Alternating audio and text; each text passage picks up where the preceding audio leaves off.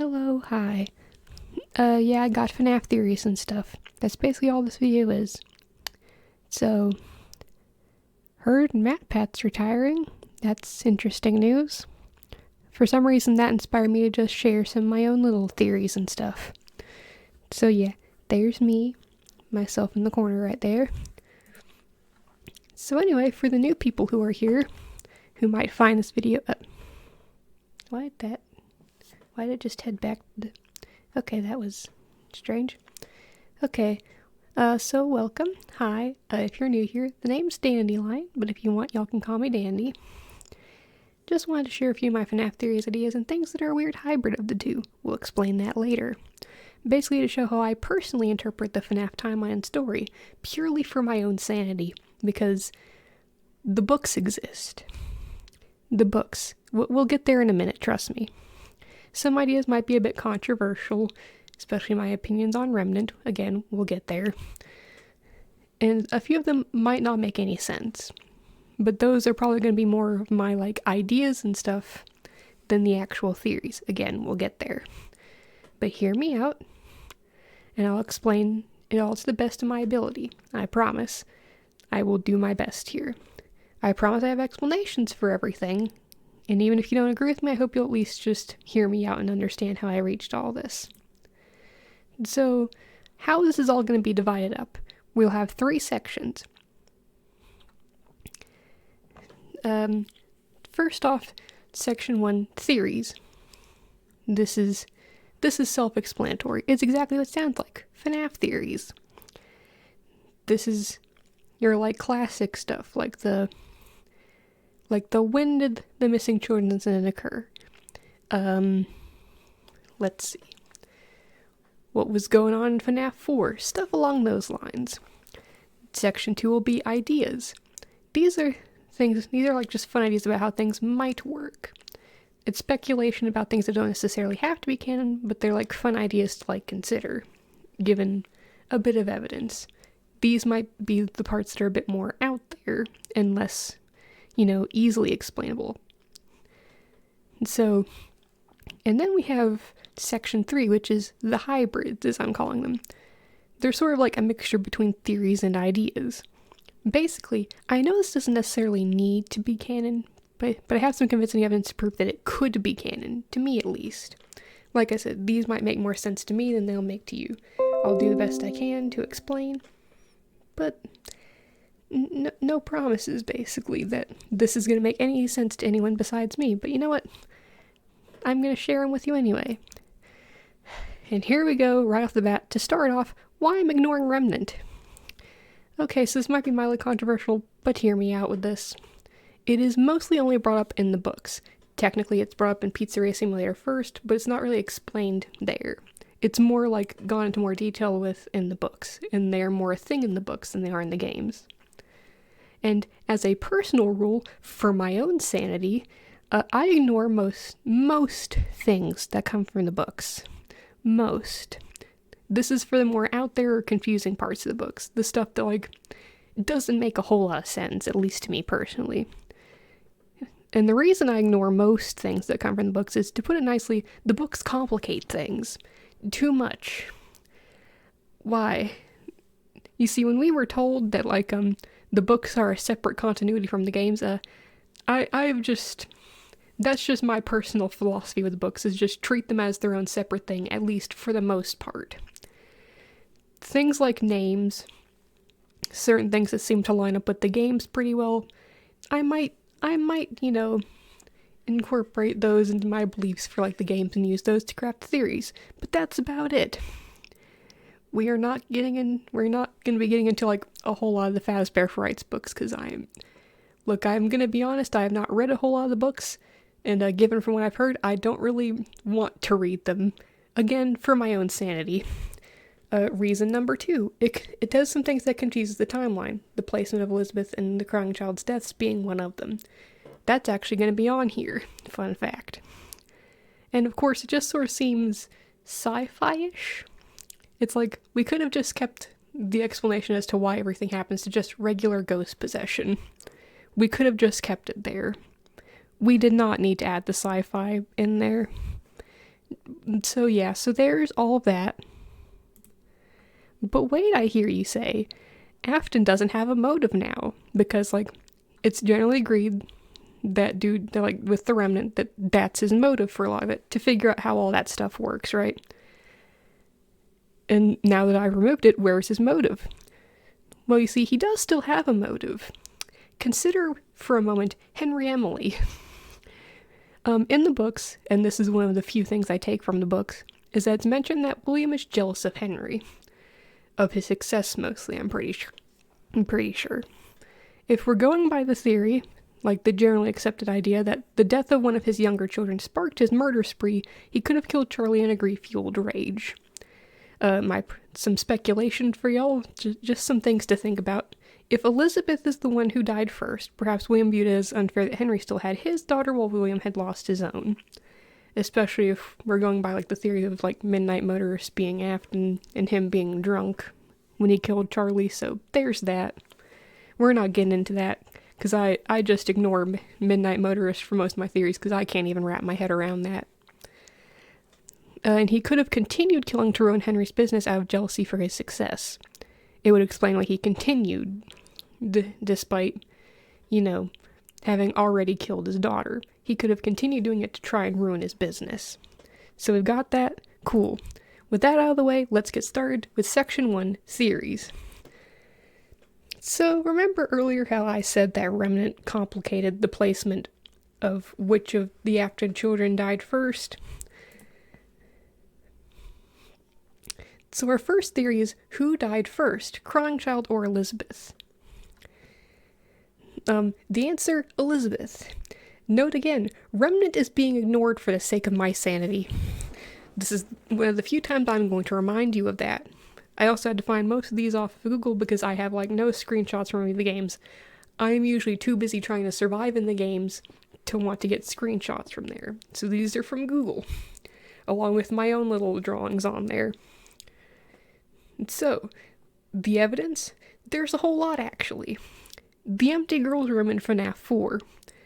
A sister is never mentioned in that game, and yet we see a room that seems to be for a sister. Seems a bit odd. Point number 2. Nightmare Fredbear and Nightmare Stomach Mouths. This is usually seen as, like... This is usually seen as, like... almost like evidence of, like, what the crying child might have seen, given that, like, this seems to be, like, a recurring thing between two major, like, nightmares that the crying child has, which is that two of them have stomach mouths. If he witnessed his sister's death, then maybe that's, like, how that's where, like, trauma manifested for him, was, like, stomach mouths on scary animatronics. The line, remember what you saw, as I've, did this up here. No, don't you remember what you saw? Like that? What did he see? And this also explains the crying child's fear of animatronics. It's not just fear. He's traumatized. Like, and before anyone says, okay, but then, like, why would Circus Baby exist? Why would she have, like, the stomach claw? Good question. I haven't figured that one out yet, but, like, it seems like we're given all the evidence to point to Elizabeth's death being first. But with Remnant existing, that can't be possible, because why would Circus Baby exist and be like that if she died first? It makes no sense, right? My current idea for that is that originally, her little stomach claw, whatever it is, and, whatever was going on with her, originally it might have had some sort of more innocent purpose, but there was a glitch or something, and Elizabeth was basically killed on accident, and that was the reason William had said to stay away from Baby. He knew there was something wrong that could be potentially dangerous to her, but he wasn't sure what. But of course she didn't listen, and, well, here we are. So there's all that, in case you're wondering. Okay, good. We got all that down? Good. Theory number 2. Charlie's death and the missing children didn't happen before 1983, or at least the Fnaf 4 minigames. Now, I'm gonna admit, this does not have a whole lot of things to it, but the one piece of evidence I have for this is just something that has, like, haunted me for a while that I think I should point out. The Pigtail Girl dialogue.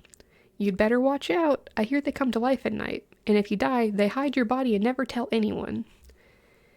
Now, I want y'all to think about something for a minute. Like just think about this. We are given nothing else that would have happened at this point. Pre-1983, that would cause a kid to just kind of come up with this.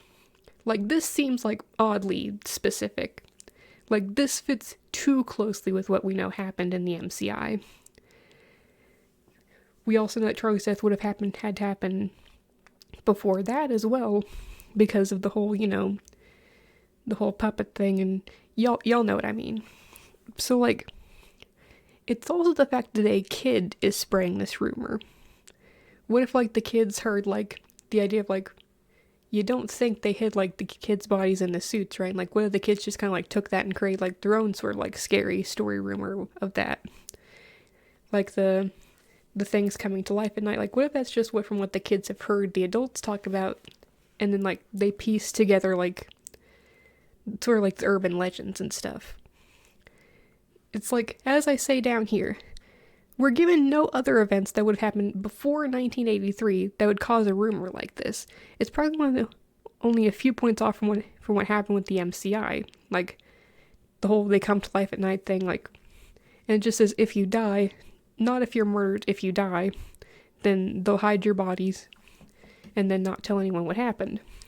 Like, this sounds, like, scarily close to, like, the MCI. Like, that's too close for me to, like, consider it, like, a coincidence or anything. Like, that just sounds like the MCI. So, this theory will be important for things later. That these two events, Charlie's death and the missing trunks, happened before all this happened. This will be important for later, I promise. Keep this in mind. So theory number 3, wasn't able to find a whole lot of images for this. Pizza Party, that one ending from Help Wanted, is what I like to call the fever dream version of Gabriel / the Freddy kid's death. So, like, I'm just gonna give you the details from the game, and, like, I'll let y'all connect the dots from there. The player is lured by Glitchtrap to the back room, like the kids would have been during the MCI. The birthday cake has 7 candles. If we're going by number of candles equals age, this would make whoever the kid was 7 years old. Which means that whichever kid was the Freddy kid, whether that be Gabriel, Jeremy, or Fritz, most people seem to agree that it's Gabriel. This means that Gabriel would have been 7 years old. A kid, 7 years old is an age a kid would be. I don't think I need to explain that, but yeah. You get lured further into the dark by Glitchtrap, who seems to want to show you something. Like, the gesture is like, hey, come over here, I have something I want to show you. And Glitchtrap looks like Spring Bonnie. The screen goes dark, we don't see what happens at this point, and the player wakes up as Freddy performing on stage and unable to really move, besides look around a little bit.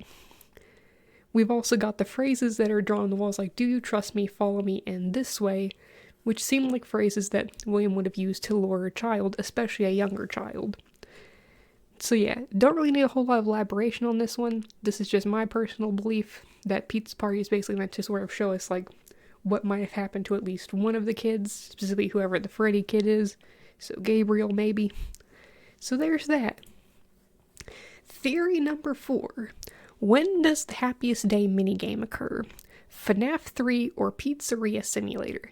Note again, because of the whole theory with Remnant that, like, the kids' souls got split up and that's why Happiest Day happened during Fnaf 3, but Pizzeria Simulator happens. That whole thing. So again, Remnant is being ignored.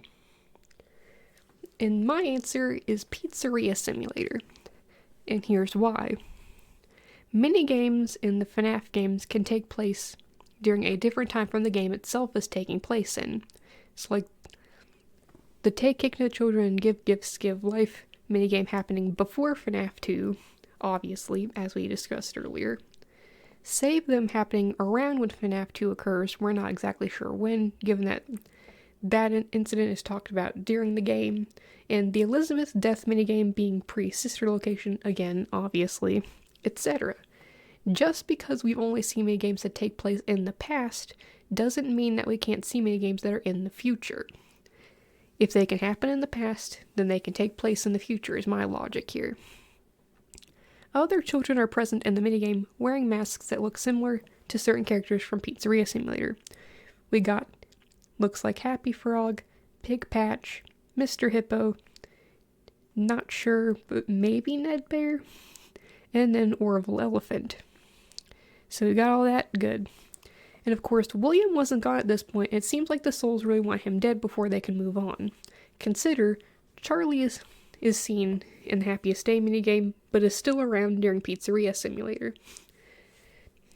Like, since she is seen moving on in the Happiest Day minigame, it could imply that the others haven't moved on either, and that they were all waiting for Afton to no longer be a problem, or mostly a problem, considering Glitch Trap exists. But, we're not getting into that right now. So yeah, basically, long story short, Charlie moving on with the others in the Happiest Day minigame, but still being around in Pizzeria Simulator, could imply that, Happiest Day is happening during Pizzeria Simulator, considering she's moving on with everyone else. We got that good.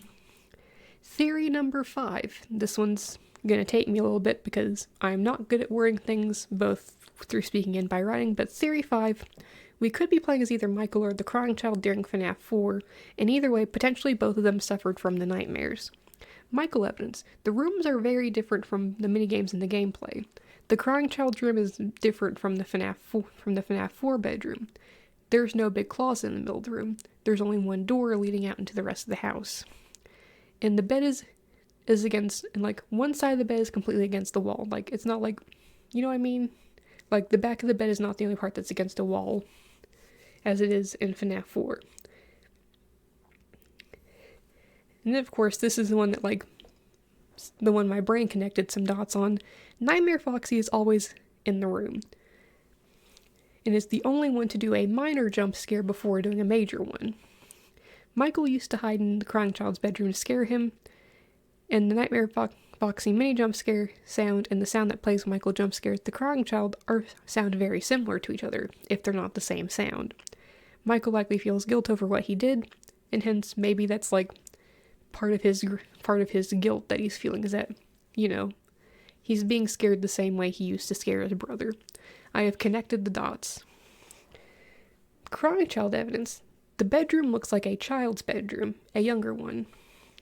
We've got the bed Easter eggs, which is the ivy, flowers, and pills, and of course, Nightmare Fredbear and Nightmare himself, again having the stomach mouths.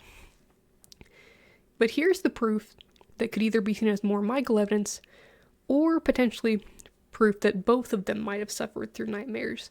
Keep in mind, other paranormal stuff happens through this game, so two siblings somehow sharing similar nightmares isn't that far-fetched, And that is the security logbook drawing of Nightmare Fredbear, which we know to most likely be our good old boy Michael Afton. How would Michael know what that looks like if he wasn't at least one of the people who suffered through those nightmares? And so we got that good. Now here's onto one that I've heard a couple of times, and that's Cassidy was spring-locked as Theory 6. So, some of this is, more, implied stuff from the games, but, it took me forever to find a gift like this, so don't worry. So, Cassidy seems to, hate Afton far more than the other missing MCI kids do. Going so far as to refer to himself as the one you should not have killed. Whatever he did to Cassidy, it must have been bad enough for them to hate him that badly, because none of the other kids seem as completely vengeful as he does. This specifically seems to be a Cassidy thing. And this could perhaps point to them being murdered in a particularly gruesome way. And what animatronic does Cassidy possess? Fredbear, a springlock suit. Something else to note is that Golden Freddy, during that one ending cutscene from Ultimate Custom Night, twitches in an incredibly similar way to the way that Springtrap is twitching in the Fnaf 3 trailer. And we also know that in, like, the Night 5, like, minigame, like, you know, the one where the kids corner Afton into, like, I think it's the safe room it's called. Yeah. Like, he's also twitching similar to that once he finally, you know, falls to the ground after being spring-locked. So yeah, I think there's a lot of evidence to say that there's a good possibility that Cassidy might have been spring-locked and that that's how they died. And potentially why they hate Afton so bad. Not just because he killed them, but because of how he killed them. So we got that good. So those are all the theories I have currently. I might have more later. So now we get into section 2, which is ideas. The things that don't necessarily have to be canon, but would be pretty cool and kind of sort of make sense if they were. Again, at least to me. This is going to be a long one, so bear with me.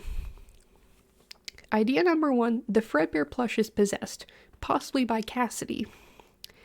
So look, I get where everyone gets the whole William spoke to his son through the Fredbear plushie thing. I completely understand how he got there. In fact, it's probably likely. I get how he got here.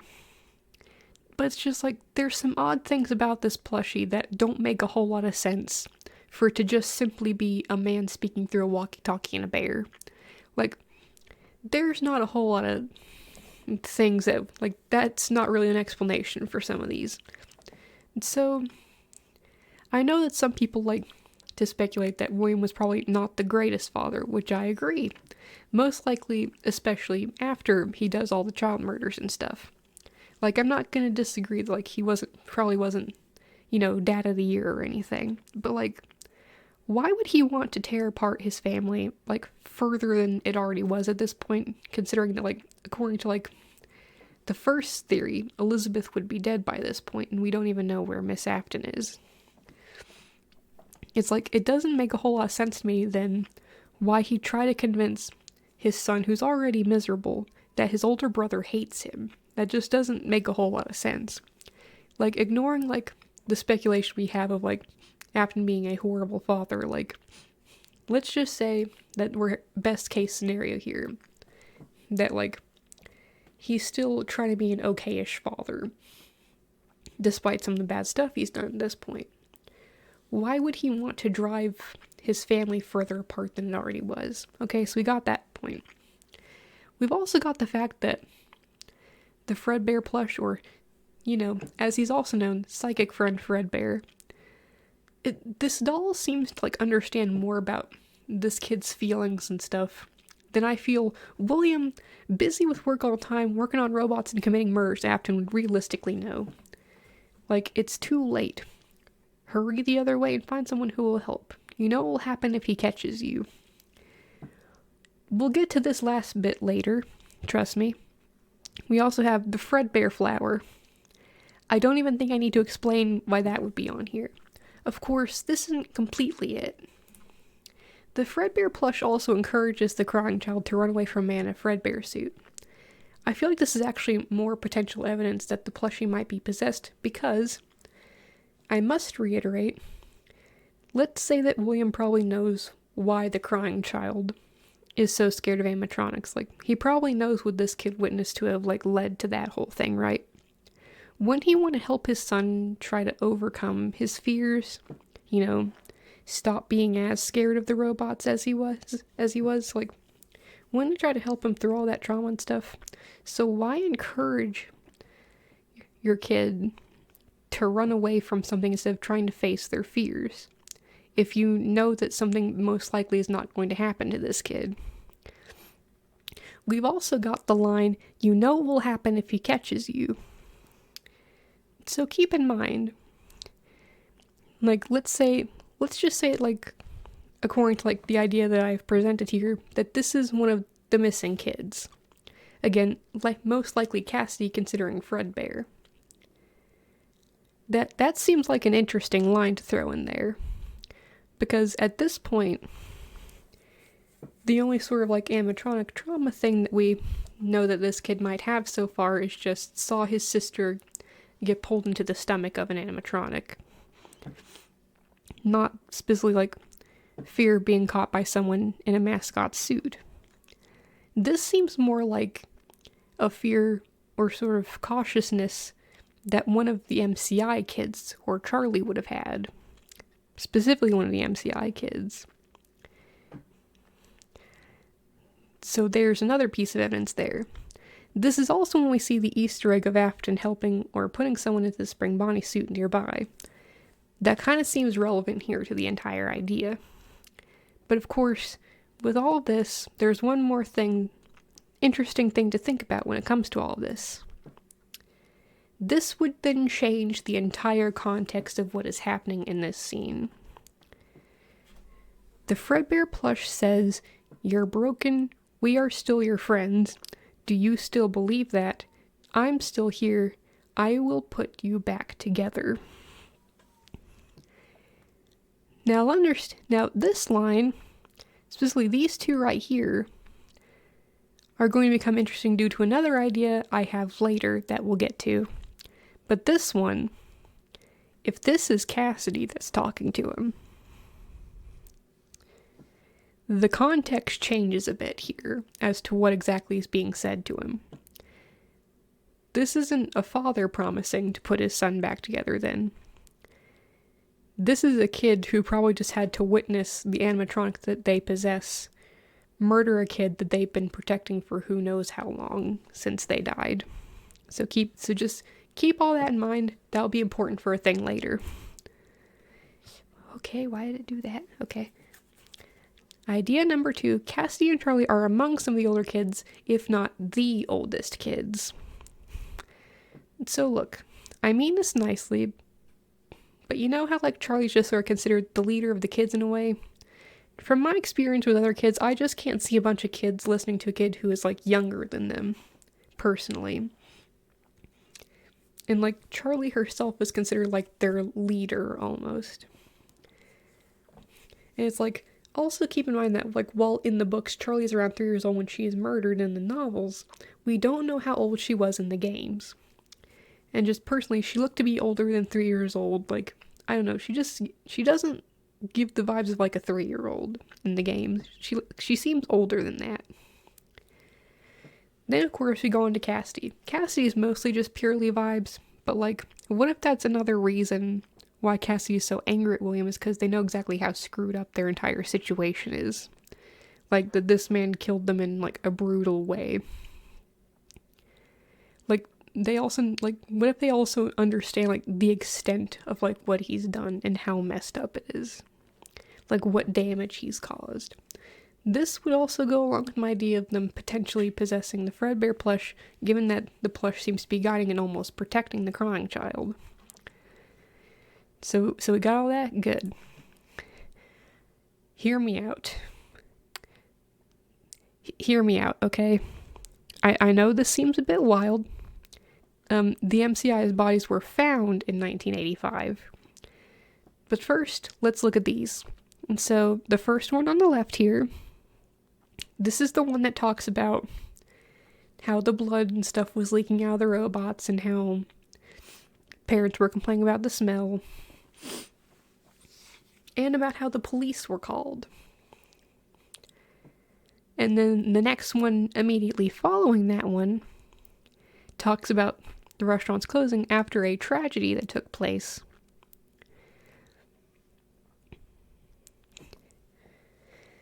So we got that. We got all that. Now hear me out further. I'll give you all this one in the form of a timeline. So blood and stuff starts leaking out of the robots, right? Police are called, parents are concerned. So the employees at the restaurant go hey, we're being threatened because the robots are leaking blood and smell like death. Maybe check the inside of those and see a wild animal crawling them or something? Someone goes, sure thing, boss. The animatronics are opened up, and there are dead bodies, but they're not of wild animals that just simply crawled in them and died. And so, thus, Freddy's #1 shuts down a few months later, because how do you stay open after that? Knowing that you have found the bodies of some kids who went missing in your restaurant. So we got that right? We got that? So you might be wondering, why the year 1985 specifically? To my knowledge, the year 1985 in relation to the MCI is mentioned twice in the books. Excuse me. Once in the novel trilogy, because I remember that being the year the kids went missing as mentioned in the novels, and once more in Into the Pit. In the latter case, the kids' bodies aren't even missing, and their bodies are laid out in a party room where anyone can see them.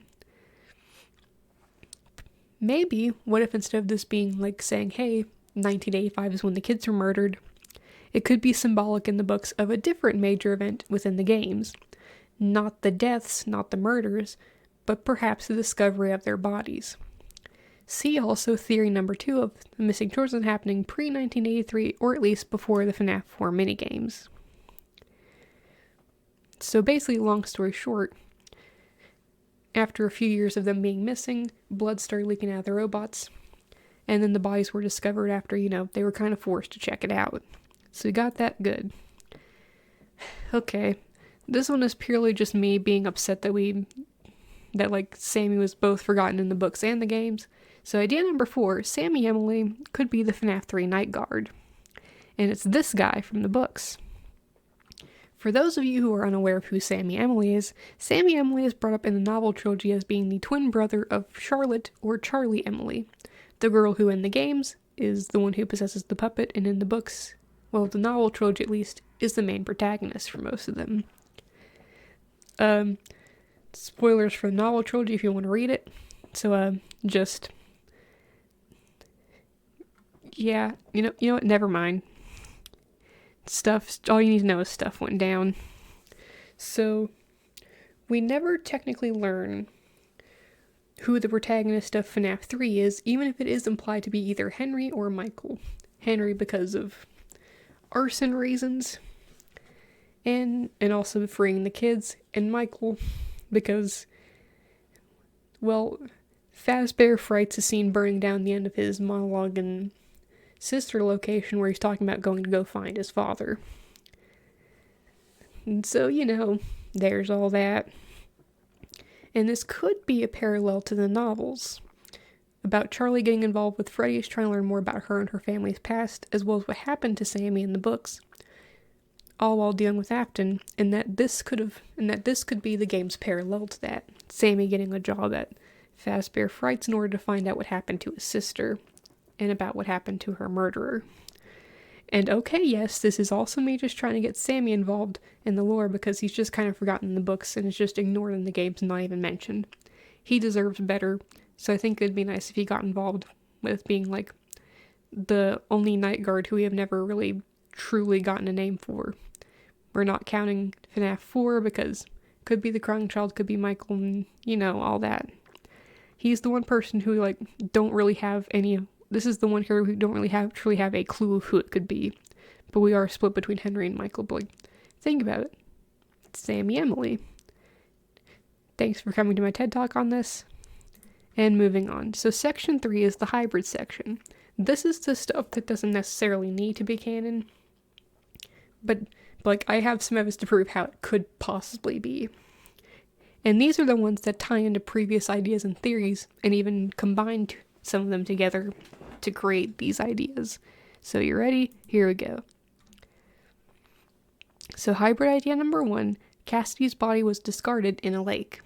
See theory 2, 6, and idea number 3. The Old Man Consequences minigame in Ultimate Custom Night features a forest surrounding a lake, and the only way to exit this minigame is to effectively drown yourself in the lake. Cassidy got killed inside of Fredbear, see theory number 6. And Fredbear is according to theory number 2, which is that the MCI happened pre-FNAF 4 minigames at the very least, and Fredbear's thus wouldn't be closed yet, and since the Springlock suits were still in use, William obviously couldn't hide their body in the suit. Golden Freddy / Fredbear is the only animatronic out of the original 5 connected to the MCI that we'd never see get dismantled by William in FNAF 3. We only ever see the 5th child, who we can assume is potentially Cassidy, being the one to get William spring-locked. But we never see Golden Freddy get dismantled. Just thought I'd point that out. And along with this is a bonus idea, mixed in with idea 3 that, that the kids' bodies were found in 1985. So the bonus idea is that Cassie's body, due to this, was never found, or at least wasn't found until much later, due to being, discarded in a lake. Hybrid idea number 2, Cassie might not have even been an intended victim of Williams. See idea number 2,